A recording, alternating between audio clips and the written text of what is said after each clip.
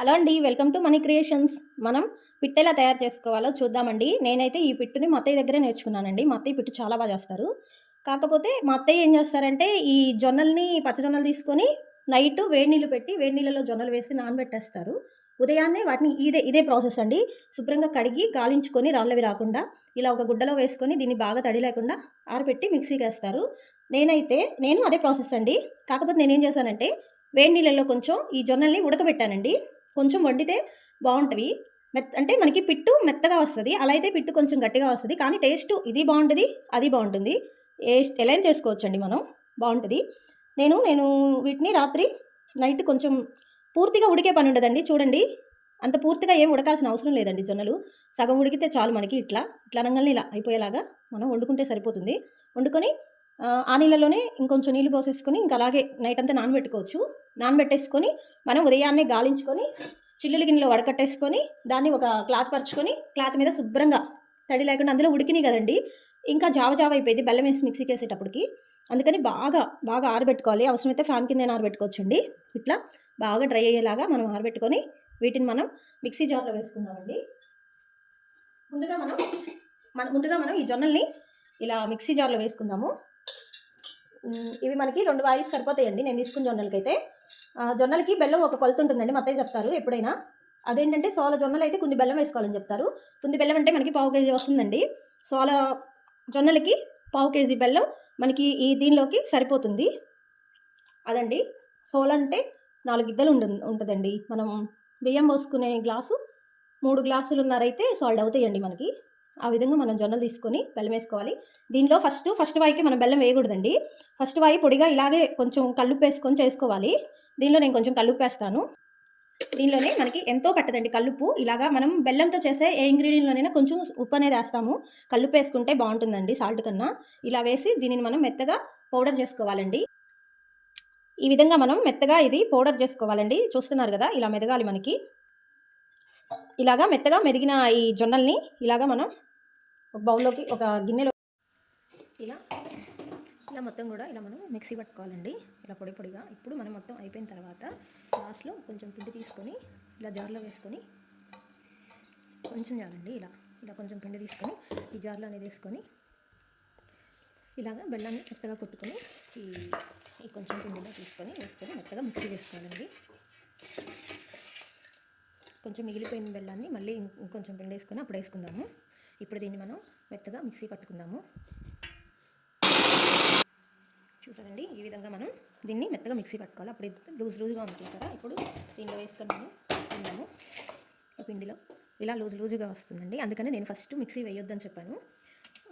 First మిక్సీలో మనం అందుకేనండి వేయకూడదు. లాస్ట్ ట్రిప్లో తిప్పుకోవాలి అందుకేను. లేకపోతే ఇదంతా మెదగదండి. వీటికి ఇలా చిన్న టిప్స్ ఉపయోగించి కనుక చేసుకున్నామంటే పిట్టు అమోఘంగా వెనక మనము అమ్మమ్మలు పెద్దలు చేసిన స్టైల్లో కుదురుతుందండి మనకి బాగా చక్కగా. ఈ విధంగా ఇట్లా వేసేసుకొని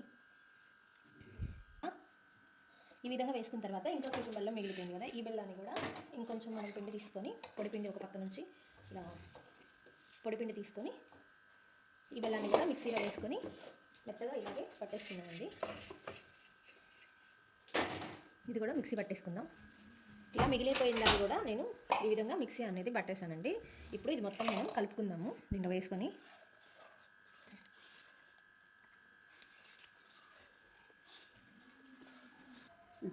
ఇలా మనం మిక్సీకి పట్టుకున్న తర్వాత బెల్లం వేసి జొన్నల్ని ఇలా మొత్తం ఒకసారి కలుపుకుందామండి. ఇక్కడ ఏంటంటే చిన్న టిప్స్ పాటించుకుంటే మనకి పిట్టు అనేది బాగా వస్తుందండి. బెల్లం అనేది ఎక్కువైందంటే మాత్రం పిట్టు ఉడకదని చెప్పేది మా అత్తయ్య. ఉడకదంట. వాళ్ళైతే వెనక ఎక్కువ సార్లు చేసుకున్నారు కాబట్టి వాళ్ళు చెప్పింది కరెక్ట్ అనుకోవాలి మనం. ఇలాగా సరిపడా బెల్లం వేసుకొని ఫస్టే బెల్లం వేసుకోకుండా లాస్ట్లో మనం బెల్లం వేసుకొని మిక్సీ పట్టుకోవాలి. బెల్లం కూడా బాగా మెత్తగా నలగొట్టుకొని మిక్సీ పట్టామంటే మిక్సీ కూడా పాడవకుండా ఉంటుందండి మనకి. ఇలాగా కలుపుకున్న తర్వాత మనం దీని మొత్తాన్ని ఇడ్లీ పాత్రలో వేసుకుందాము. ఇలా మనం ఇడ్లీ పాత్ర తీసుకొని ఇడ్లీ పాత్రలో ఈ పిట్టు అనేది వేసుకుందామండి. ముందుగా మనం ఇడ్లీ పాత్రలోని స్టాండ్ తీసేసి ఈ గ్లాస్ మనం ఇడ్లీ పాత్రలో నీళ్ళు పోసుకోవాలండి. ఒక గ్లాస్ పోసాను కదా, ఇంకొంచెం వేసుకుందాం. ఎందుకంటే పిట్టు ఉడకాలి కదండి. ఇడ్లీ అయితే త్వరగా అవుతాయి. పిట్టుకు కొంచెం ఎక్కువ వాటర్ పోసుకుంటే బాగుంటుంది. ముందుగా ఇడ్లీ పాత్రని మనం స్టవ్ మీద పెట్టుకుందాం. ఇలా నీళ్ళు పోసుకొని ముందుగా మనం ఇడ్లీ పాత్రని స్టవ్ మీద పెట్టుకున్నామండి. మీడియం ఫ్లేమ్లో పెట్టుకుంటే చిన్నగా వేడెక్కుతూ ఉంటాయి. ఈలోపు మనం ఈ పిట్టుని ఇడ్లీ పాత్రల్లోకి ఎలా వేసుకోవాలో చెప్తాను. ఇలా మనం ఇడ్లీ పాత్రలో ఇట్లా నెయ్యి వేసుకుందామండి. ఫస్ట్ ఇలా నెయ్యి వేసుకొని నేతిని మొత్తం ఇలా స్ప్రెడ్ చేసేసుకొని ఇలా కొంచెం కొంచెం ఇట్లా ఇక్కడ ఏంటంటే అండి మనం ప్రతి ఒక్కటి ఒక టిప్పు టెక్నిక్గా చేసుకుంటే పిట్టు బాగా వస్తుంది. ఇలా ఉంటుంది సుద్దలు సుద్దలు పెట్టామంటే సుద్దలు సుద్దలు ఉడుకుతుందండి. దీనికి కాస్త మనం ఇలా పొడి పొడిగా నలుపుకొని ఇలా ఇలా చిన్నగా పొడి పొడిగా వేసుకున్నామంటే పిట్టు మాత్రం ఎక్సలెంట్గా వస్తుందండి. ఇలా వేసుకోవాలి చిన్నగా. ఇలాగే మనం అన్ని ప్లేట్లకి అరేంజ్ చేసుకోవాలి పిట్టుని, ఈ పిండిని. చూసారు కదండి, ఇలా మనం అలా బాగా ఆరబెడితేనే కొంచెం ఇలా నెమ్ముగా ఉంది.